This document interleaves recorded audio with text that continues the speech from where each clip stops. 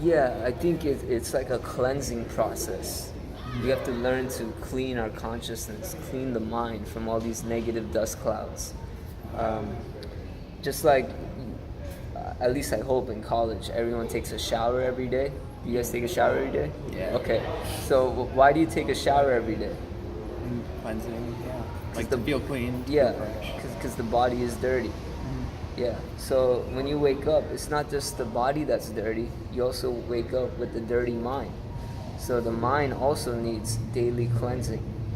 Cleanliness is not just rinsing the skin daily with water. It's also rinsing the consciousness daily with wisdom. And with that type of rinsing, we can truly be rising. If you study this word rinse, rinse comes from the Latin root recenter. And recenter means to make something new. It means to make something fresh. It's actually where you get the word recent from. There's a connection between rinse and recent, because when something is recent, it's new, it's fresh. So in the same way, we have to make our consciousness fresh. Our consciousness right now is covered by a lot of different layers. And so that's what meditation is, that's what yoga is. It's removing all these layers that we have deep down in our hearts. People think that when they meditate, they're supposed to reach this level of Zen and they're supposed to become tranquil. But actually, if you're truly meditating, what happens is all these past memories will start to unlock inside of you. You'll start to have all these thoughts from things when you were 8 years old, things that happened when you were 14 years old. That's why meditation is so enjoyable, because you are actually experiencing your life at a deep level. Things that you have forgotten start to come back. And those are seeds that we have to learn to purify. There's a reason why that memory is coming back. And so by cleansing our consciousness, then we can begin to relate to people at a very deep level. And so that's the process that we try to recommend. It's kind of interesting you said the mind's dirty in the morning, because I feel like it's the opposite. Like after I've gone through like a day's full of like seeing things and meeting people and doing things, then I feel like dirty, and I need to sleep, and like I can go back to that fresh slate. Yeah, that's right. I mean, that's because the material world is dirty.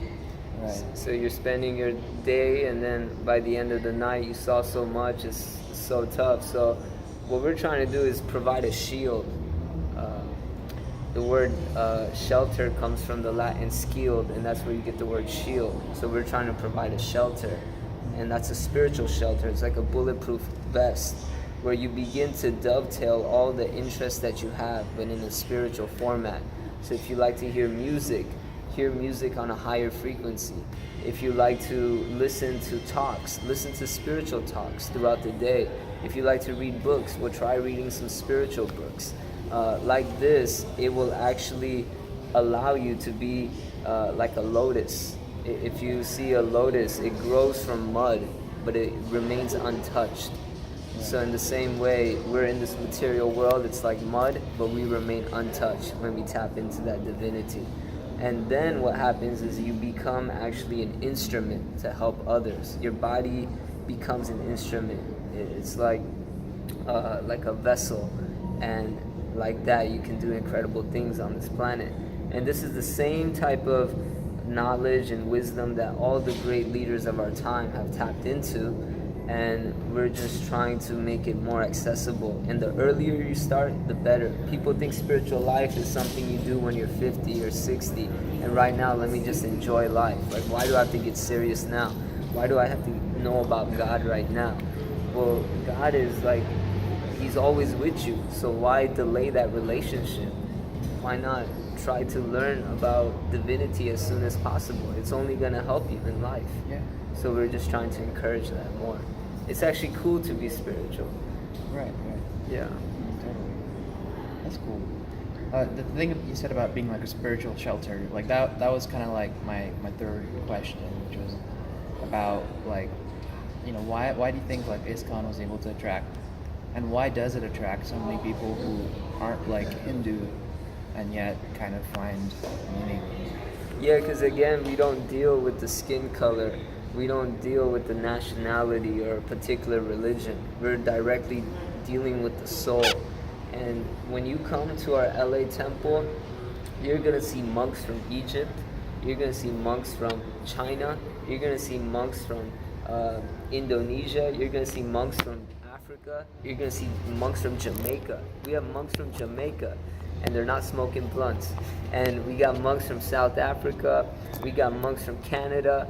It's an international society for Krishna consciousness. We stick true to the word.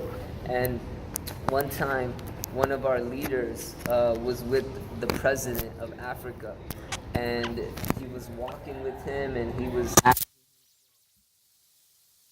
asking the leader, how is it that we're going to change this planet? And then our leader, he said, come with me. And he took him to our school playground, where there was all these little kids from all different nationalities, and they're all playing with each other.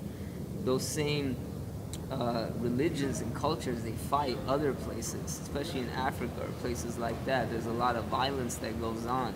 But here they were innocently playing with each other. So it was a way to just kind of show that we are meant to relate with each other. We're meant to play with each other. And when we realize our spiritual essence as spirituality, as soul, that's how we're all related.